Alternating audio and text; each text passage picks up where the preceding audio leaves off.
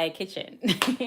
So I'm doing day 2 of my 7 secrets to raising stronger, more confident young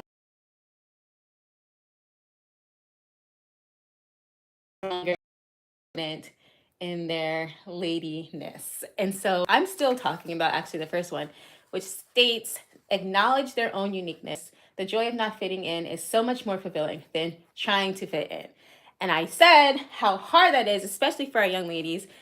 Like, it's even hard for older women to not want to fit in, because some people are just really petty and catty and just trying to always feel like they have to be backstabbing and say things, that are not nice to others in order for them to join another friend group. And unfortunately, that behavior doesn't get better as we get older. Sometimes it gets worse. So my job is to do the opposite of that, which is why I don't fit in, because I refuse to go into that mindset that I have to tear someone else down in order for me to feel better about myself. And I think that the earlier we can tell our young girls that you have to do that in order to feel valued or feel validated, the better our world will be. And that's how I feel like I need to change the world. So what I'm going to say is that first, you weren't supposed to fit in. You were supposed to stand out, right? My favorite song, I love Ty Tribbett. It says, "Be not conformed to this world. Stand up." Be transformed. Renew your mind. Stand up. And then he goes, "Ah!" Like he always does. Oh, dun, dun, dun. I enjoyed that. That was one of my favorite songs, Ty Tribbett. We should do that again. But anyway, so it says you can't make yourself fit into anything. It's just not going to work. You're not going to feel comfortable. Eventually you're going to just say, I don't belong in this. This is not me. Something about your body is going to reject it and say that you need to be doing something where you feel true to yourself. So God says that he didn't create you to fit in. He created you to be the unique person that you were created to be. So I have an excerpt from my book. Again, I Think I Like Natural Hair. I'm going to read it, and then we'll just continue to talk about some pointers that I want to just review. So this one comes from page 23 and says, our initial family. It says, in that case, if you're questioning your worth and there's our one overall creator who has given us all the best sense of self and identity that we could ever ask for. Understanding that God is our creator and maker helps us to know who we are as a child of the one and only maker. It may be hard for some to grasp that this is true. However, how many of us have a hard time because we feel like we don't belong or fit in anywhere? Or are we trying so hard to fit in and belong somewhere and find ourselves trying to measure up in some way or another, only to eventually feel rejected? Why are you feeling rejected? Because you weren't supposed to be there in the first place. Or we may measure up and feel accepted according to the standards of everyone around us, but we find ourselves depressed because we're trying to be someone we aren't and not who we were originally created to be, right? Be true to yourself.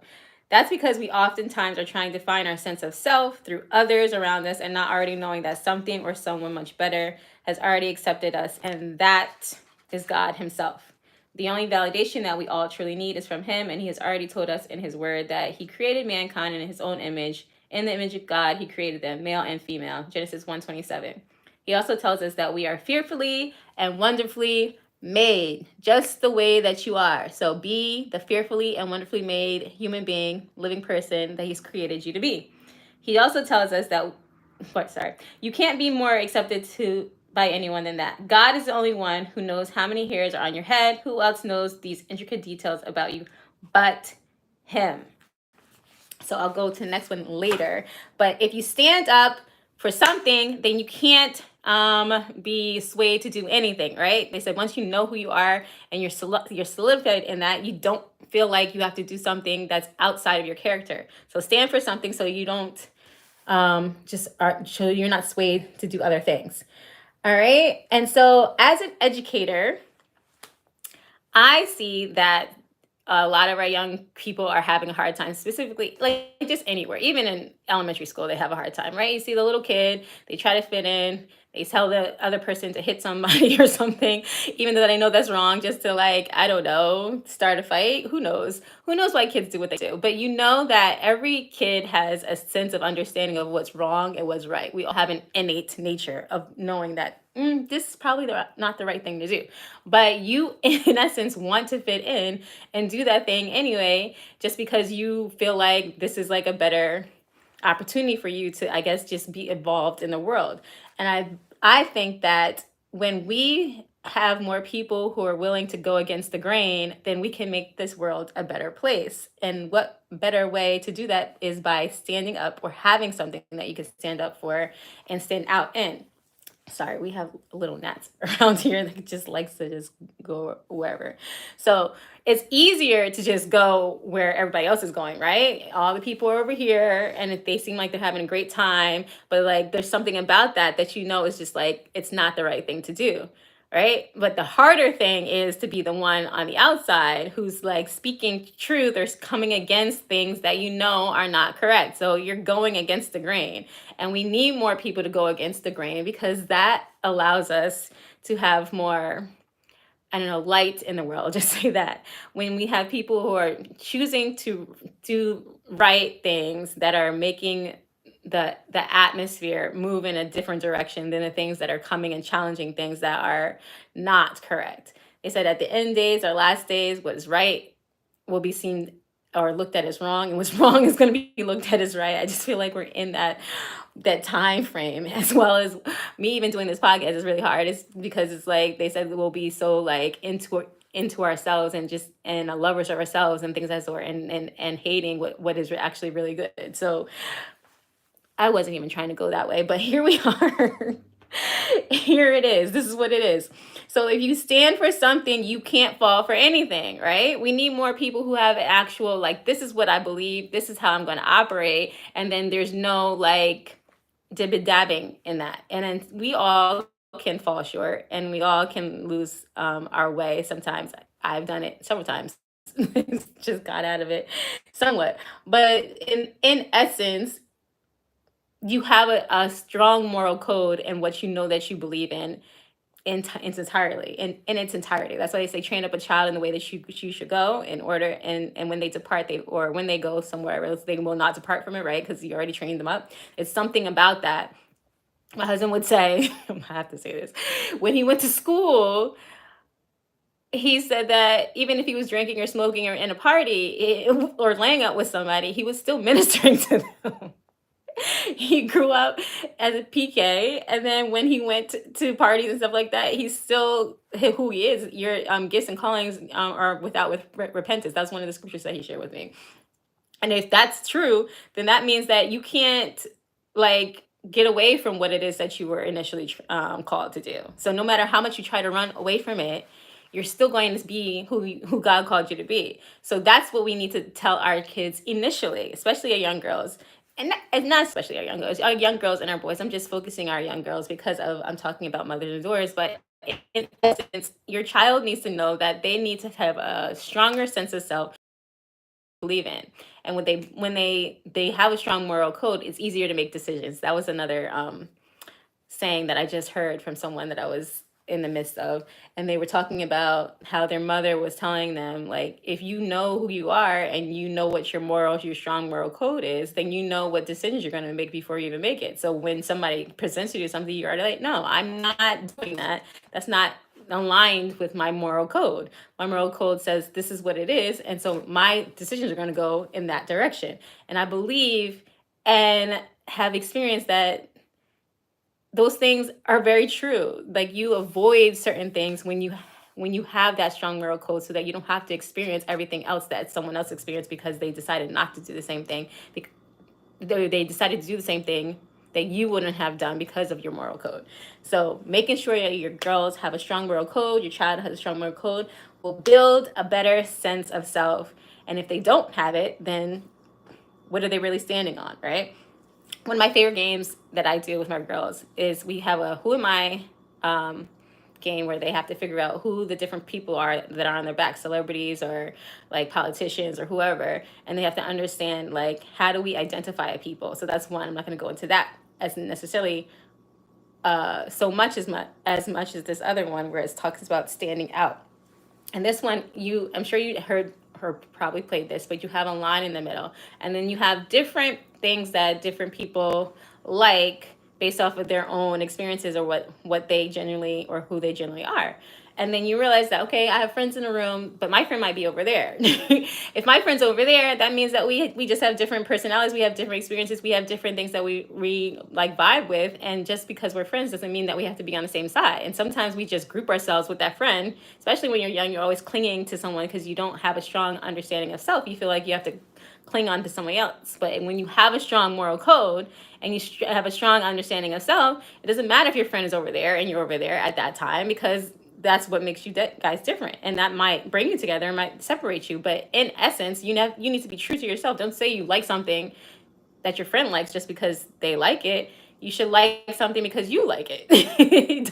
Don't force yourself to be something other than who you are so that you can fit in. And so having the ability to be strong in that understanding of self is what helps our young girls and our young children in general just know that it's okay to be different. It's okay to like the things you like. Okay, you like anime. Okay, and that wasn't even a big thing when I grew up. And now all of a sudden it's like a huge thing. They would probably be called nerds, right? Or if they were liking to read, like, thank God. Well, in my circle, I guess, as an adult, reading is an amazing thing. You should always want to read, but we probably call those people nerds as well. But like now we're getting a better understanding of like, stop labeling people these different ways of like diminishing them and who they are and what they like, because that's not pop culture or not popular culture. It's like, if that's what you like, that's what you like, and giving your child the strength to rise in that successfully, celebrating them in that, speaking life into that, and not making them feel like they have to do and be what you want them to be because that's what you wanted, or you're living vicariously through your children and you want to make that a thing, right? And so giving them the opportunity to succeed in all of those things that make them them, and having them be successful and celebrated in that, right? And not pulling them down in that, but giving them opportunities to be supported and pushed up. All right. When you go through something because you're going against the grain, that I believe makes you have better stamina when you get to be an adult. There's too many things that happen to adults as they get older because they didn't have the safety net to like be challenged at something at a young age, so that it's easier to quit and give up when things get hard. But if you build that stamina in your children at a young age and they find themselves in a position where they're not necessarily with their friends or they're not with a peer or their family members who have been supporting them in this one idea, and they find themselves as an adults trying to struggle through it on their own, if you already build that resistance in them at a young age, it will be harder for them to succumb to that pressure, because there's going to be things in life where they're not going to always fit in, or they're going to have to stand up and like speak out someday. And I think that the more opportunities you give your children to experience that at a younger age and talk through that when they're younger, then they'll be better adults when they get older, because life happens and you find yourselves in a position. I was living in Minnesota and I felt like racism was way out of control in a way that I've never experienced as a Black teacher. I was in a predominantly white space. There's maybe 2 or 3 other main Black teachers, and me having my own classroom and ability to make my own decisions for my students as a resource room teacher was a thing in Minnesota. And I wasn't as vocal as I felt like I had to be, just because, well, in school I was very vocal in my all white space. It's just something about all white space, so you being the only one, you just have to stand up and be that. And because I had that that example in high school, that gave me the stamina to deal with what happened in Minnesota. Because when I was in Brooklyn, we had all Black teachers, and it was normal. It was normalized, and it was celebrated, and it was accepted that everybody was intelligent and had something to give to these Black and brown children, and we celebrated them, and we created spaces where they can rise and be celebrated and appreciated for who they are and their Blackness. That was not the case when I went to Minnesota. Not this specific school. This specific school challenged me in what we were able to do. I was able to have a great leader, thank God, but the coworkers, some of my coworkers and my peers were challenging the things that I was doing, especially when I was bringing Girls on a Mission to the space. It was like an underlying, unspoken culture that we don't like Black teachers who are in higher positions than we're used to and have a lot to say and are getting paid for it. And I have all these ideas. It was like I was an anomaly, somewhat, coming from the East Coast. And then I was from New York, even though we came from New Jersey. But my husband later on told me that this culture, as I was complaining to him about it, he went to other spaces where the Black teachers were also complaining about how they were being treated in their spaces. So I was like, oh, so this is not like unique to my experience here. This is something that is like continuous in this state that we are, this city that we're in. And so even though it was called Minnesota Nice, I'm not trying to down Minnesota, even though I am. There was a very passive aggressiveness that was there because of just the underlying ways of how they felt about Blackness, period. They think they're liberal, but they're liberal in other ways. There's another agenda that talks about what liberalism looks like or feels like, how we're agreeing to it in certain spaces. And just because they say that they agree with Black oppression doesn't mean that they actually agree. They're just finding a way to mix in whatever agenda that they have. I'm gonna get canceled for this, but anyway. Or he was. Anyway, what I do know is that my experience in high school has helped me to deal with stuff like I did in Minnesota. Even though my peers were white and we made jokes about racism or racist commentaries, and it became a little bit touchy when it did, I was still able to navigate my space when I got married years later, have a child, and moved to Minnesota with my husband so that I can navigate the space as a Black teacher when things were happening that made it seem like it was just me, when it was what was happening underlying. Because covert racism is different than overt racism. I rather overt racism. Let me know that you're racist from the beginning. Don't cover it up. But covert racism makes it seem like you're the issue and that it's not happening. And knowing how to navigate that as an adult is because of things that you experience as a child, where you are able to know how to go against the grain, stand confidently in it, and then succeed and be supported in it. And so give your child opportunities to experience that. You can't shield them from everything. And knowing how to persevere through it in your younger years will help you understand how to persevere in your older years, because you can't give up. You can't allow them to give up. You can't tell them that it's easy, that to quit. It's easy to quit. Someone also told me that, my mentor, it's easy to quit, right? It's easy to give up. That's the easy way out. You have to persevere. You have to overcome. You have to choose to go against the grain and move forward and push back all that darkness that's trying to keep you and suppress you from being who God created you to be. So I'm gonna leave you with this last part so that you can be stronger in who you are and confident in your individual self. So it says, if God, the ruler over everyone in the entire universe, said I am made in his image, that's all the validation and acceptance that I truly need. No one can ever again make me feel less than who I really am, as a Black, brown, skinny, and short mother and wife who had a daughter out of wedlock, because God already justified me and accepted me as his own. Although these may be pejoratives that others may place on me, I can stand proudly and confidently knowing that I am still a child of God and lovingly accepted by him nevertheless. Unfortunately, it's still not always so easy to accept yourself, even though you know this to be the truth. It can be constantly challenged in many occasions, as the enemy always tries to whisper lies about your true self and value to God, especially if you make a mistake. However, make a declaration on a regular and daily basis to be all whom God called you to be, regardless of what others expect or you may expect from yourself. The truth always remains, and God loves you and accepts you for who you are. So continuously remain in that most comforting state of peace and security. Then you can start understanding and realizing your beauty within, because you'll be finding your identity in Christ and not in the outside influences that fabricate what beauty really is.